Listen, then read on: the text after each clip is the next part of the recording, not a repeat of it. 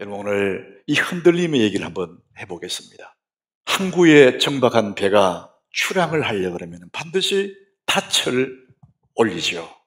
그리고 이제 바다를 향해 나설 때에는 돛을도 올립니다. 여러분, 돛을 올리지 않고 갈 수 있는 배는 없는 거거든요. 그래서 저는 오늘 삶이 흔들릴 때 돛을 올려라, 이 말씀을 함께 나누고 싶어요. 살다 보면 이런저런 일들로 많이 흔들리거든요. 여러분, 젊은 사람, 나이 든 사람 예외 없이 많은 삶의 이유를 통해서 우리의 흔들립니다. 100가지가 넘는 많은 이유가 있을 거예요. 그런데 우리는 그 많은 삶의 순간, 삶의 때, 이 때를 성경은 딱 두 가지로 이렇게 요약을 합니다. 그 많은 삶의 순간들을 두 때로 나누었습니다. 전도서 7장 14절에 이 얘기를 하고 있어요. 형통한 날, 슬프고 괴로운 곤고한 날, 이 두 날로 이렇게 나누어 나왔습니다. 정말 좋은 날 다 합해서 형통한 날이고, 괴롭고 답답한 그런 불면의 밤들 다 합해서 곤고한 날. 여러분, 이 두 날이 왔다 갔다 하면서 우리 인생이 만들어지는 거거든요. 자, 그래서 저는 오늘 우리는 이 두 날을 가지고 살아가는데, 이 두 날 사이에 왔다 갔다 하면서 살아가는데, 우리 삶이 흔들리는 때가 언제일까? 볼 것도 없이 곤고한 날일 겁니다. 여러분, 곤고한 날은 원래 히브리의 뜻이 내 삶이 불리한 때, 이런 의미가 있대요. 내가 불리한 때, 내가 원치 않았는데 불리한 그런 상황을 곤고한 날이다, 이렇게 말한답니다. 역경의 날. 이런 날이 얼마나 많겠어요. 근데 여러분, 우리가 많은 경우에 내 삶이 불리한 그런 날을 맞을 수 있어요. 내가 막 흔들리는 때가 있을 겁니다. 그런데 가장 직접적인 영향을 받는 그런 일들은 가정에서 일어날 거예요. 다른 일들은 다 바깥에 있는 일이지만, 어쩌면 간접적일 수도 있겠지만, 내 삶에 직접적으로 영향을 미치고 내 삶을 흔드는 것은 가정에서 일어나는 이런 일들일 겁니다. 왜냐하면 사람은 가정이라는 울타리에 태어나요. 그곳에서 자라서 인격을 배우고 그곳에서 살다가 죽어요. 그래서 사람은 가정에서 태어나서 가정에서 살다 가정에 죽습니다. 그래서 그 속에 일들이 일어나면 많이 흔들릴 수밖에 없는 거예요. 여러분, 가정에서 일어나는 곤고한 날, 곤고한 일들은 아마 가장 많은 경우에 부부관계일 거예요. 젊으면 젊을수록. 아직 결혼하지 않는 사람은 또 다른 거 있겠지만, 가정에 부부관계 문제가 발생해서 그때 삶이 막 흔들리거든요. 상담설교 종합자료백과에 결혼 3년차 젊은 부인의 상담 내용을 잠시 제가 읽어드리겠습니다. 저는 결혼한 지 3년이 되는 가정주부입니다. 지금 1살 난 아기가 있습니다. 최근 저와 아기 아빠 사이에 심한 갈등으로 도저히 함께 살아갈 수 없을 것 같아 고민하고 있습니다. 결혼 초기에는 다정하고 친절했던 그분이 지금은 공연히 짜증을 내고 트집을 부립니다. 어떻게 하면 좋을지 모르겠습니다. 여러분, 가정이라는 울타리 속에 있는 사람들, 이런 상황을 안 겪어본 사람 없을 거예요. 남편은 남편대로, 아내는 아내대로 이런 상황들을 겪었을 겁니다. 어쩌면 겪고 있을지도 몰라요. 잘 견디시면 여러분, 성숙의 단계, 좋은 날이 올 줄로 믿습니다. 잘 견디셔야 됩니다. 자, 여러분들 가정에서 문제가 생기고 우리 삶이 가장 많이 흔들려요. 그 첫 번째가 부부관계입니다. 근데 또 부부관계만 있는 거 아니잖아요. 자녀와의 관계도 있습니다. 이것 때문에 삶이 흔들릴 수 있어요.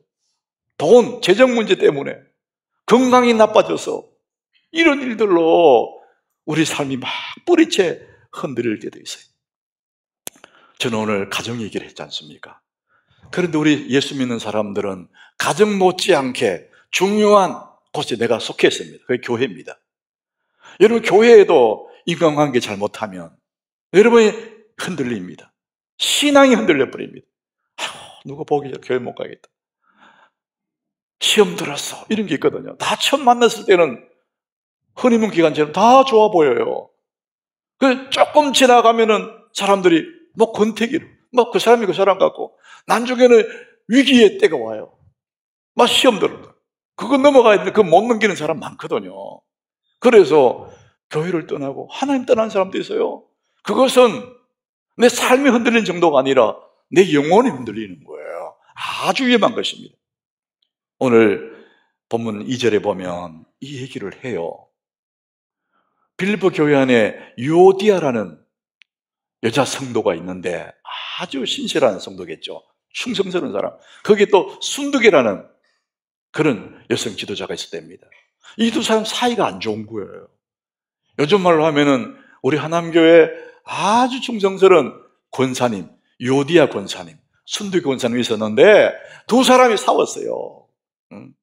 무슨 일로 싸웠는지 모르지만은 막, 아이고 나는 순두계 보기 싫어 못 가겠다. 나는 요디아 저 때문에 교회 못 가겠다. 그러니까 목사 마음이 아프지 않습니까? 그래서 내가 유아들을 권하고 순두계를 권하노니 주 안에서 같은 마음. 인간관계가 이렇게 어려워요. 그래서 관계가 흐려지면 흔들려요. 그래서 우리의 삶이 곤고할 때를 맞이하는 거예요. 여러분, 우리 삶이 흔들리는 것이 힘들고 어려운 이 곤고할 때 분명히 흔들리죠. 그런데 여러분, 곤고할 때도 흔들리지만은 아까 우리 두 때를 얘기했잖아요. 형통의 때도 흔들립니다. 여러분 생각에는 형통한데 왜 흔들리냐? 그렇지 않습니다. 여러분, 곤고하고 힘들 때는 외부적인 문제가 있어서 외부적으로 흔들려요. 근데 형통할 때는 내면이 흔들려 버립니다. 어쩌면 더 위험합니다. 이것이 다윗의 예가 성경에 나와 있습니다. 여러분, 다윗은 사울에게 쫓겨다닐 때는 정말 하나님을 의지하는 그의 삶에 있어서 가장 빛나는 순간, 그의 신앙이 가장 빛나는 순간이었어요. 힘들수록 하나님 꽉 붙잡는 거예요. 그런데 다윗이 이제 더 이상 쫓겨다니지 않아도 되는 왕이 되었습니다. 왕궁에 살게 돼요. 모든 것이 평안해졌습니다. 그때에 다윗의 중심이 흔들렸습니다. 이것을 사무엘하 11장 2절에 다윗의 심정을 왜 흔들렸는지를 설명해요. 이제 왕이 됐습니다. 왕궁에 살아요. 근데 저녁 때에 다윗이 그의 침상에서 일어나 그랬어요. 황혼머리에 일어나는 거 보니까 낮잠 잔 거예요. 여러분, 낮잠 자는 것이 이게 굉장히 위험한 겁니다. 침상에 일어나서 왕궁 옥상을 이렇게 거닐다가 저 멀리 보니까 목욕하는 여인이 눈에 보이는 거예요. 그런데 성경이 뭐라 그러냐? 목욕을 하는데, 한 여인이 목욕을 하는데 심히 아름다워 보이는지라 그랬어요. 그 여인이 아름다운지 않는지는 모르지만 다윗의 마음에는 너무 아름다워 보인다는 거예요. 심히 아름다워 보인다. 이게 뭐냐? 시험 든 거예요. 내면이 흔들리고 있는 겁니다. 왜? 평안하니까. 고통의 때는 하나님 붙잡고 있다가 이제 먹고 살만하니까 편안하니까 남의 여자를 보고 내 속이 막 흔들려요. 아주 은밀한 흔들림이, 이게 어쩌면 굉장히 위험한 것입니다. 사람들이 남편이 직장생활 잘하고 아이들이 잘 자라주고 가정에 문제가 없을 때, 형통의 때 아이고 괜찮겠다. 아닙니다. 여러분, 어쩌면 그때 속으로 무너질 수 있습니다. 그래서 우리의 삶에는 언제나 고통의 때도 흔들리지만 형통의 때도 내면이 흔들리는 것이 인생입니다. 그래서 흔들리는 때 우리는 닻을 올려야 됩니다. 사람들이 그래요. 가족들이 힘들고 가난하고 어려울 때는 서로 막 의지하고 서로 위로하면서 열심히 살아요. 근데 살만하면, 먹고 살만하면 여유가 생기면 그때부터 취미생활을 한다고 깎아 흩어집니다. 욕망을 쫓아다닙니다. 속으로 무너지는 거예요. 자, 고린도서 10장 12절에 그것을 성경은 이렇게 말해요. 우리 같이 읽어보겠습니다. 그런즉 선줄로 생각하는 자는 넘어질까 조심하라. 다 됐다, 나는 괜찮아, 선줄로 생각하는 자는 넘어질까 조심하라. 그때도 위험하다. 평안할 때도 흔들린다. 이런 얘기합니다. 자, 우리 삶의 두 때를 얘기했어요. 형통의 때와 곤고할 때. 이 두 때가 다 흔들린다. 흔들리는 때다, 이런 말씀드렸어요. 그럼에도 불구하고 어느 때를 맞이했든지 삶의 내용이 어떠하든지 삶의 표현은 기뻐하라고 말합니다. 이거 희한하잖아요. 내 삶의 내용이 너무나 힘든데, 내 속이 흔들리는데도 표현은 기뻐하라. 오늘 4절입니다. 4절 우리 같이 읽어보겠습니다. 주 안에서 항상 기뻐하라. 내가 다시 말하노니 기뻐하라. 항상 기뻐하라. 항상. 이 항상은 어느 때든지 그 말이죠. 권고할 때, 형통할 때, 어느 때든지 삶의 내용은 어떤 상황이 있든지 표현이 뭐냐? 기뻐하라, 이렇게 말합니다. 거기에 머물지 않고 그 다음 절에 가면은요, 관용을 얘기해요. 너희 관용을 모든 사람이 알게 하라. 이 관용은 뭡니까? 너그러운 마음의 여유를 말합니다. 마음의 여백을 말해요. 기뻐하는 것은 자기 자신이 하는 거잖아요. 근데 관용하는 것은 상대에 대해서 하는 겁니다. 네 혼자 기뻐하는 것도 물론이거니와 사람들에 대해서도 마음의 여백을 가지고 그렇게 대해주라. 다른 말로 하면 옳고 그름 따지지 말고 그 사람을 존중하는 넓은 여백을 가져라, 마음에. 이런 얘기합니다. 여러분, 이게 참 쉬운 일이 아니에요. 사람이 여유가 생길 때, 기쁘게 좋은 일이 생기면 마음이 여유가 있지만은 어렵고 힘들 때는 마음이 좁아지잖아요. 여유가 없어져요. 그럼에도 불구하고 항상 기뻐하고 어떤 일을 만나든지 마음의 여백을 가지고 그렇게 살아야 된다. 여러분, 인간의 힘으로 그렇게 못합니다. 근데 안 되는 것을, 할 수 없는 것을 성경은 하라고 하는 법이 없습니다. 할 수 있기 때문에 하라고 그럽니다. 여러분, 우리가 형통할 때 기뻐할 수 있지만, 마음의 여유도 갖고 있겠지만, 고난의 때에 어떻게 우리가 마음의 여유를 가지고 기뻐할 수 있을까? 성경은 말합니다. 하나님을 경험하라. 하나님을 경험하면 우리는 능히 이런 일을 행할 수 있습니다. 여러분, 하나님 경험한다는 거 너무나 중요한 주제입니다. 교회 왔다고 해서 하나님 경험되는 건 아니에요. 여러분, 경험한다. 하나님을 경험하면 얼마든지 우리 기뻐할 수 있고 마음의 여백을 가질 수 있습니다. 너그러울 수가 있습니다. 하나님을 경험하라. 자, 오늘 저는 경험에 대한 얘기를 해보겠습니다. 여러분, 경험 그러면은 뭐 다 알지만은 정확하게 표현을 못할 뿐이잖아요. 하나님을 경험한다는 것, 경험이 뭐냐? 경험의 멸종이라는 책에 크리스티안 노젠이라는 사람이 이 경험의 세계를 이렇게 얘기합니다. 요즘 사람들, 현대인들은 직접 경험을 디지털 경험으로 대체하고 있다. 그러니까 가상 경험, 가상 세계를 경험하는 그것을 경험했다고 생각한다는 거예요. 요즘 사람들이 예를 들면은 여러분 VR이라고 얼굴에 이게 뭐 쓰는 안경이 있잖아요. 이거 떡 쓰고 나면은 진짜처럼 현실 속에 들어갈 수 있거든요. 그래서 이 VR을 쓰고 히말라야산 등산도 할 수 있습니다.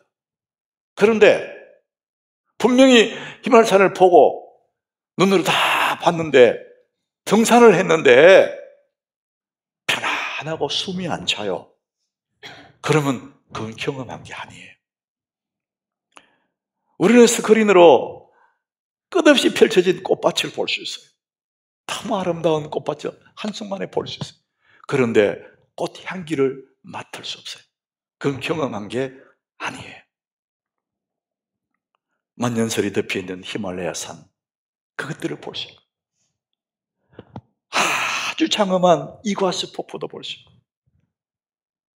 사하라 사막의 붉은 해가 지는 것을 바라볼 수도 있죠. 근데 그것을 다 TV 스크린이나 스마트폰으로 봤다면 그건 본 게 불과하지 경험한 게 아닙니다. 그냥 영상을 소비한 거예요. 영상을 소비한 것에 불과합니다. 그건 경험한 게 아니라는 거예요. 경험이라는 것은 다른 말로 겪는다, 그런 말이에요. 내 몸으로 겪고 내 마음에 새기고 그 경험된 것이 오래도록 내 기억의 창고에 고스란히 남는 것, 이것이 겪는 것, 경험하는 것입니다. TV 동물의 왕국에서 사자나 호랑이를 봤다. 본 거는 맞는데 경험한 게 아니에요. 신앙은 하나님을 경험한다는 거거든요. 하나님을 겪는다는 것입니다. 그래서 시편 34장 8절에 하나님을 경험하라는 표현을 좀 다르게 말했습니다. 우리 같이 읽어보겠습니다. 너희는 여호와의 선하심을 맛보아할지어다. 그에게 피하는 자는 복이 있다. 하나님이 스크린을 보듯이, 하나님이 스마트폰 보듯이 보기는 봤는데 경험하지 못한 그런 하나님 말고, 너희는 여호와의 선하심, 하나님의 그 인자하심, 하나님의 깊은 그 은혜, 이것들을 경험해봐라, 겪어봐라, 맛보면 알게 된다. 그러면은 너무 모든 상황 속에서, 권고한 상황, 형통한 모든 상황 속에서 기뻐할 수 있다. 하나님을 경험하라, 이렇게 말합니다. 우리 하나님의 선하심은 정보를 통해서 알 수 있는 게 아니에요. 우리가 하나님을 겪어봐야 되는 거예요. 여러분, 하나님을 경험하면 그야말로 기뻐할 수 있고 감사할 수 있어요. 이 하나님을 경험한 사도 바울이 오늘 11절 12절에 이렇게 고백합니다. 내가 궁핍함으로 말하는 것이 아니니라. 바울에게는 아무것도 없어요. 그러나 어떠한 형편이든지 나는 자족하기를 배웠다. 너무 좋다. 나는 만족이야. 내 하나님을 경험하고 나니까 아무것도 없어도 괜찮아. 나는 자족하다. 그 다음 절 우리 같이 읽어보겠습니다. 나는 비천에 처할 줄도 알고 풍부에 처할 줄도 알아. 모든 일 곧 배부름과 배고픔과 풍부와 궁핍에도 처할 줄 아는 일체의 비결을 배웠노라. 일체의 비결을 배웠다. 나는 비천에 처할 줄. 사람이 궁색하고 비천에 처하면요, 사람이 좀 초라해져요. 열등의식에 빠져버려요. 자책하게 돼요. 비굴해져요. 그런데 나는 비천에 처해도 비굴해지지 않는다. 풍부에 처해도 교만하지 않는다. 배고프도 배불러도 풍부와 궁핍에 처하는 일체의 비결을 알아. 하나님을 경험하고 나니까 그런 것과 아무 상관없이 나는 항상 기뻐할 수 있고, 나는 항상 마음의 여유를 가지고 수 있고, 세상의 모든 것들을 배설물처럼 여길 수 있는 하나님을 경험하니까 그렇다는 것입니다. 사랑하는 여러분, 하나님을 경험하시기를 축복합니다. 여러분, 이 하나님을 어떻게 경험할까? 하나님을 어떻게 겪을까? 여러분, 가장 좋은 길이 하나 있습니다. 그것은 기도하는 것입니다. 여러분, 기도하면 하나님을 경험할 수 있습니다. 오늘 그래서 저는 삶이 흔들릴 때 기도의 돛을 올려라, 이렇게 말씀드리고 싶어요. 모든 일에 기도와 간구로, 오늘 6절에 이렇게 말합니다. 하나님은 우리에게 기도를 가르칩니다. 아무것도 염려하지 말고 다만 모든 일에 기도와 간구로 너희 구할 것을 감사함으로 하나님께 아뢰라. 기도가 하나님을 경험하는 너무나 좋은 길이다. 우리 그 다음 절 우리 같이 읽어보겠습니다. 그리하면 모든 지각에 뛰어난 하나님의 평강이 그리스도 예수 안에서 너희 마음과 생각을 지키시리라. 내가 하는 것은 기도하는 일이고, 내가 하는 것은 간구하는 일인데, 하나님이 주시는 것은 평강을 주신다는 거예요. 기도하면 된다, 이렇게 말합니다. 삶이 흔들릴 때 기도의 돛을 올리라. 여러분, 기도하면 여러분 반드시 하나님이 그 문제를 해결해 주시든지, 아니면은 내가 기도하면 그 문제를 이길 수 있는 능력을 내게 주시든지, 이 둘 중 하나 주실 줄로 믿습니다. 하나님은 전능하신 분이기 때문에 아무것도 염려하지 말아 그러잖아요. 그냥 기도해라. 기도하면 그 문제를 해결해 주시든지, 그 문제를 이길 능력을 내게 주시든지, 이렇게 하든 저렇게 하든 우리는 기도를 통해서 하나님을 경험하게 되는 거예요. 그래서 기도하라, 이런 얘기를 말씀을 하고 있습니다. 제가 지난 금요일 날 저녁에 보여드린 이 그림 슬라이드를 한 2개 보여드리겠습니다. 여러분, 이 그림은 지금 척박한 땅에 뭔가를 이고 움직이고 있는 사람들을 보게 됩니다. 이걸 보는 순간에 여러분들이 아프리카구나, 이렇게 느낄 거예요. 이 그림의 제목이 물 한 모금 먹기 위해 걷는 12시간, 이런 제목이 붙어 있어요. 너무 슬프지 않습니까? 이 사람들은 그 척박한 땅에 물 한 모금 얻기 위해서 12시간을 걸어서 물을 떠오는, 그러니까 너무나 고단한 삶을 사는 거예요.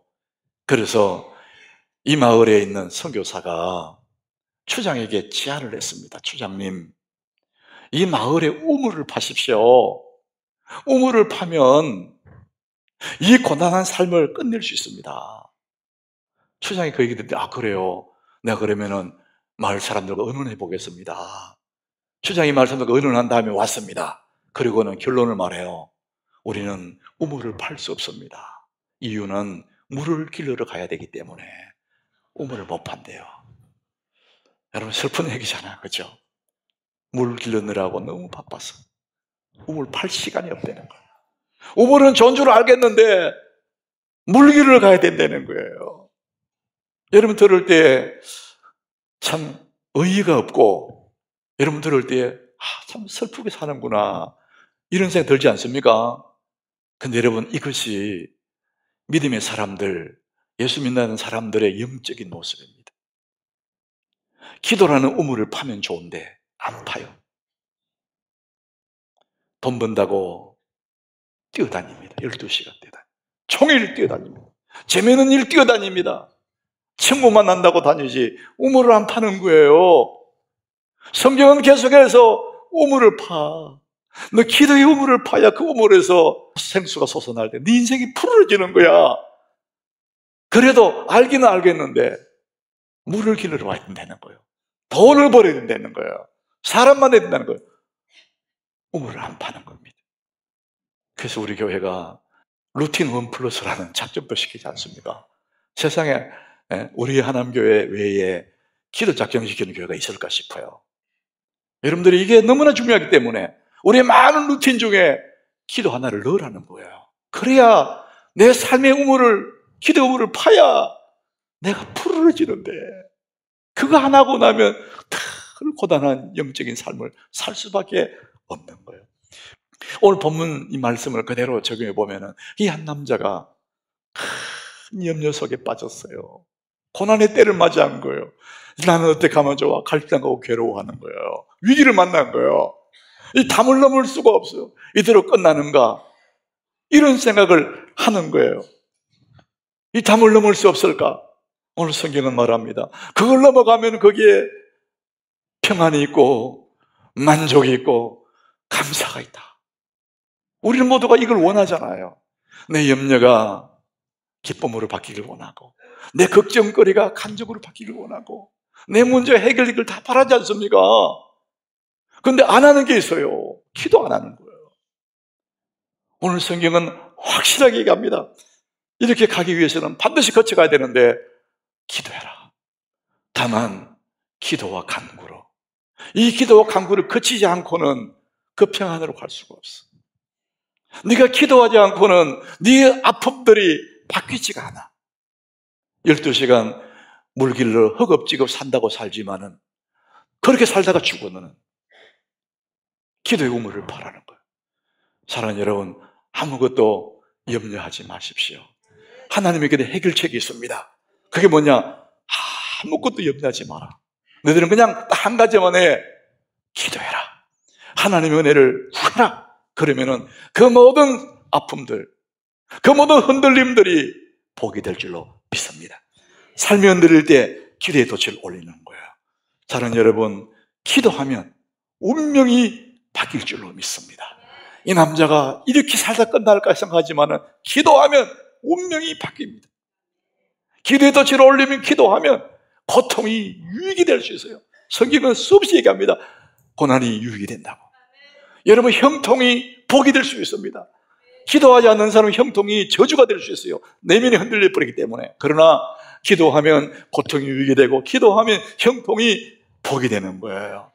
그래서 삶이 흔들릴 때, 이런저런 일들로 내 삶이 흔들릴 때 아무것도 염려하지 마라. 다만 내가 기도와 간구로, 감사함으로 내 구할 것을 감사함을 하나님께 아뢰라는 거예요. 그러면은 그리스도의 평강이, 한없는 평강이 내 마음속에, 만족이, 감사가, 기쁨이 내 마음을 감싸게 된다. 사랑하는 여러분, 삶이 흔들리십니까? 여러분, 염려하지 마십시오. 심하게 흔들리십니까? 뿌리 흔들리십니까? 아무것도 염려하지 마십시오. 여러분, 하나님께 기도하시기 바랍니다. 그러면 그것 때문에 내 인생은 더 단단해지고 더 멋있는 삶을 살아갈 수가 있습니다. 삶이 흔들릴 때 기도의 돛을 올리라.